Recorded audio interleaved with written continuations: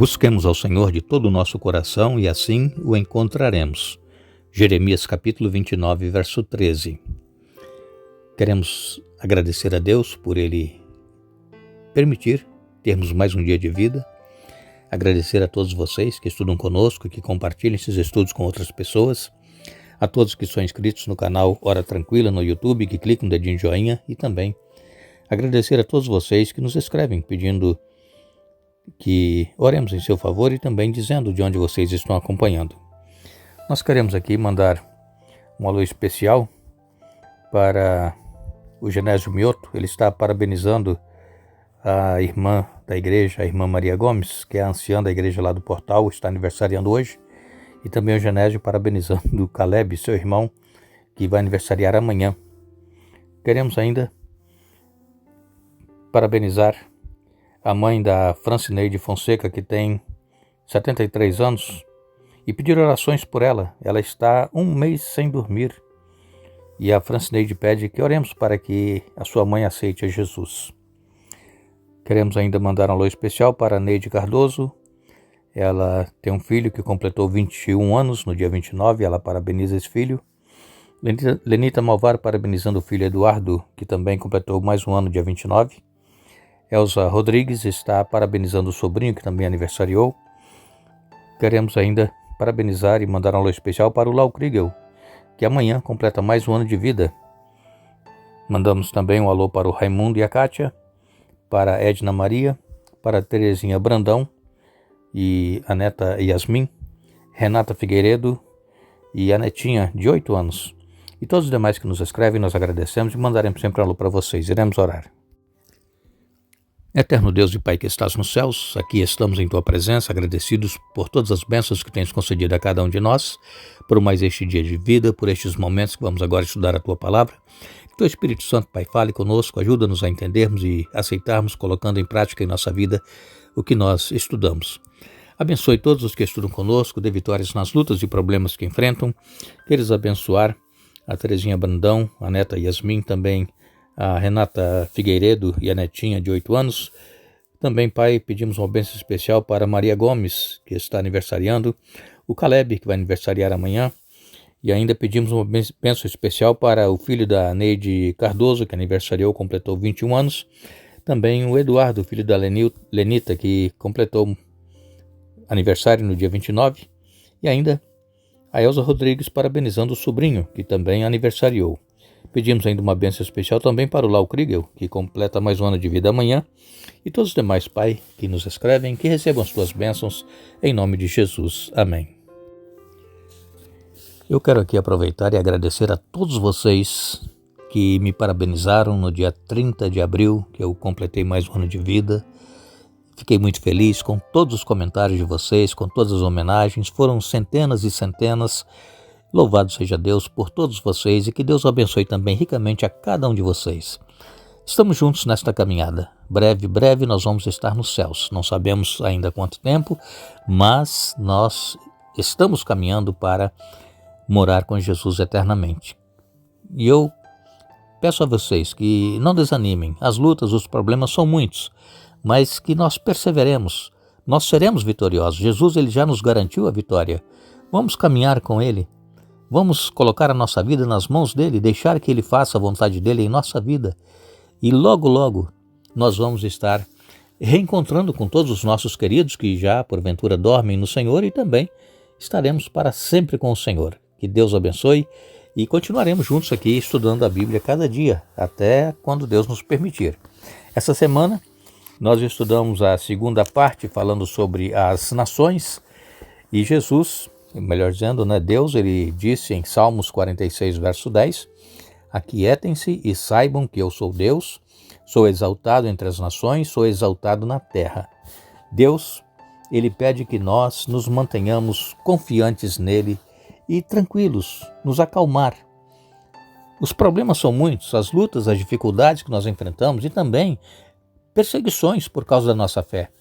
Muitos que nos acompanham têm problemas na família porque decidiram aceitar a Jesus e seguir os ensinamentos da palavra de Deus. E então são perseguidos dentro da própria família. Mas continue firme, não desista, persista. porque a vitória já nos está garantida e nós vamos receber das mãos de Jesus a coroa da vida eterna. Quando nós estudamos aqui essa semana, nós citamos especialmente duas profecias aqui, de Daniel capítulo 2 e Daniel capítulo 7. A profecia do capítulo 2 foi uma visão que Nabucodonosor teve daquela estátua. Ele não se lembrava do sonho e ele pediu aos sábios, aos adivinhos, para que falasse para ele, para o rei, o que ele havia sonhado. Mas os sábios e os adivinhos disseram: olha, isso é impossível, como é que nós vamos saber o que você sonhou? E a ordem então do rei foi para que matasse todos esses sábios e adivinhos, porque eles não estavam servindo para nada. E aí Daniel pediu para que ele esperasse um pouco, desse um tempo. Daniel iria orar a Deus, pedir para que Deus revelasse o que foi que Nabucodonosor havia sonhado. E Deus deu este mesmo sonho da estátua para Daniel. E então Daniel falou para o rei: olha, você estava deitado na sua cama, você sonhou, viu uma grande estátua, cabeça de ouro, peito de prata, quadril, ventre de bronze, pernas de ferro, os pés de ferro e barro. E aí veio uma pedra que foi lançada de um monte, veio sem que nenhuma mão atirasse aquela pedra. Essa pedra bateu nos pés da estátua, esmiuçou toda a estátua, e essa pedra se tornou um grande monte, e esse monte é o reino do Senhor Jesus Cristo, que vai ser estabelecido no fim de todas as coisas. E o rei então ficou sabendo que a cabeça de ouro que ele havia visto era ele, o seu reino da Babilônia.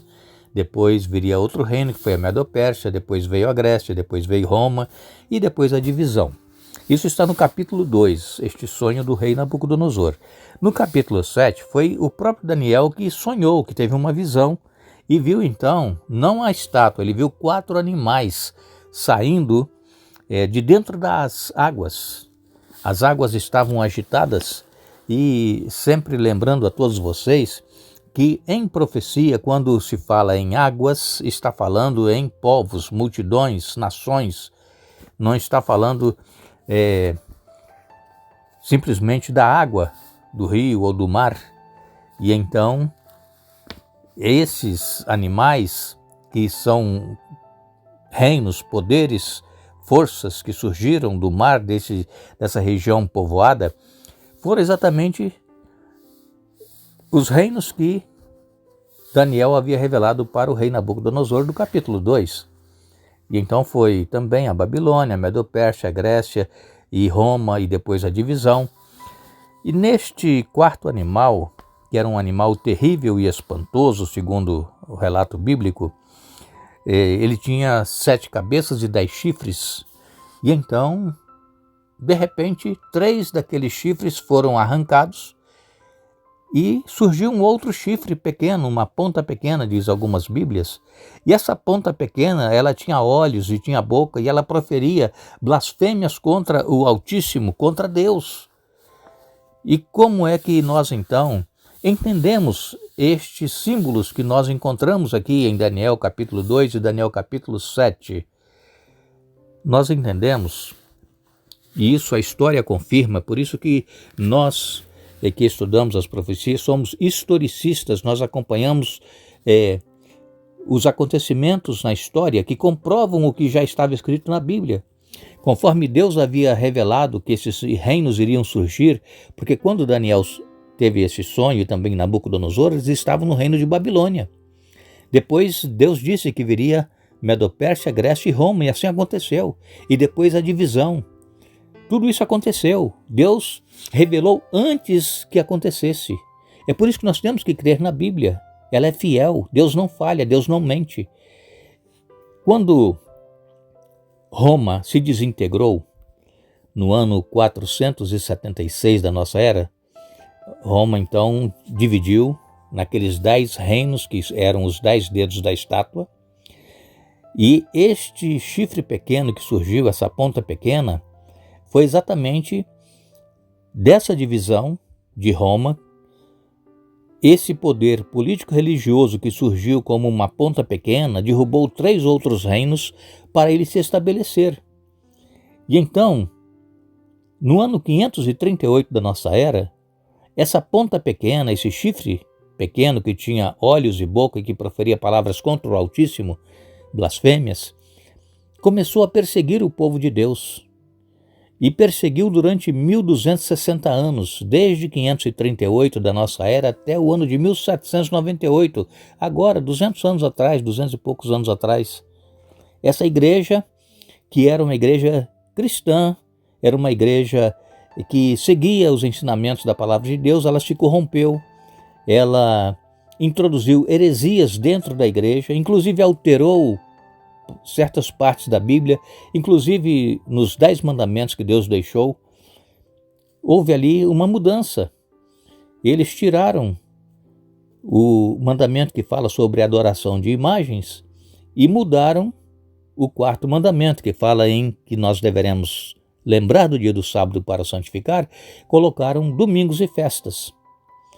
Então você pode ler na sua Bíblia, qualquer que seja a sua Bíblia, qualquer religião que você seja, leia Êxodo capítulo 20, tem lá os 10 mandamentos como Deus deu, por escrito, lá no Monte Sinai. E se você for então no catecismo da Igreja Católica, você vai encontrar a mudança. Eles tiraram aquele mandamento que diz que não deve adorar imagens e mudaram o 4º mandamento para domingos e festas. Então, irmãos, é claro a mudança que houve. E quando nós lemos em profecias falando sobre mulher, a profecia se refere à igreja. A mulher vestida de sol é a igreja pura que procura fazer a vontade de Deus. E a igreja vestida de escarlate, é uma igreja que é chamada de prostituta, é a igreja que se corrompeu. Então nós precisamos entender que Deus, Ele tem um povo fiel, um remanescente, e que esse remanescente está espalhado por todas as denominações, são sinceros naquilo que eles aprendem, que eles creem, que eles praticam. E esse remanescente, quando surgir novamente a perseguição, agora no tempo do fim, esse remanescente vai sair, vai ouvir o chamado daquele anjo: sai dela, povo meu. Por quê? Porque se permanecer lá vai continuar sendo cúmplice dos pecados dessa igreja que se prostituiu espiritualmente. Mas aquele que sair, que ouvir a voz de Deus e se juntar ao remanescente, estes com certeza ainda serão perseguidos, mas serão vitoriosos pelo poder do sangue de Jesus. Então, nós estamos vivendo nos últimos dias da história deste mundo, na divisão dos reinos, como Daniel viu, Nabucodonosor também viu naqueles 10 dedos da estátua. Nós estamos vivendo essa divisão dos reinos, mas haverá uma união entre a besta que surgiu do mar, que nós já comentamos aqui essa semana, e a besta que surgiu da terra, que é o país aqui dos Estados Unidos. Eles vão se unir e eles vão impor uma lei para que todos obedeçam a essa lei. E aqueles que não obedecerem serão perseguidos. É por isso, irmãos, que nós ainda temos tempo hoje de estudar, de pesquisar e de conhecer e de colocar em prática em nossa vida, para que nós não sejamos pegos de surpresa quando Jesus voltar. O assunto é muito interessante e é profundo, mas nós não temos tempo para ficar aprofundando muito. Mas o que nós queremos dizer é que Deus, Ele tem um povo, este povo vai estar em pé quando Jesus voltar para recebê-lo como Senhor e Salvador de suas vidas e viver com Ele para todo sempre, e que nós estejamos entre este povo, mesmo que seja ridicularizado, mesmo que seja zombado pela fé, mas este povo é o povo que irá triunfar. Que Deus nos abençoe, que Deus nos ajude para que possamos permanecer firmes, possamos viver na prática os ensinamentos da palavra de Deus e nos encontrarmos com o nosso Senhor Jesus muito em breve. Agradecemos a todos que estiveram conosco hoje e também essa semana estudando a Bíblia. Nós desejamos a todos vocês um bom dia, um feliz dia da preparação, que é hoje, a sexta-feira, um feliz sábado, amanhã. E no domingo estaremos novamente juntos, continuando esta série sobre ilusões, imagens e símbolos e como estudar a profecia bíblica. E lembramos a todos que Jesus ele disse: examinem as Escrituras, porque elas testificam de mim. João capítulo 5, verso 39. Que Deus nos abençoe.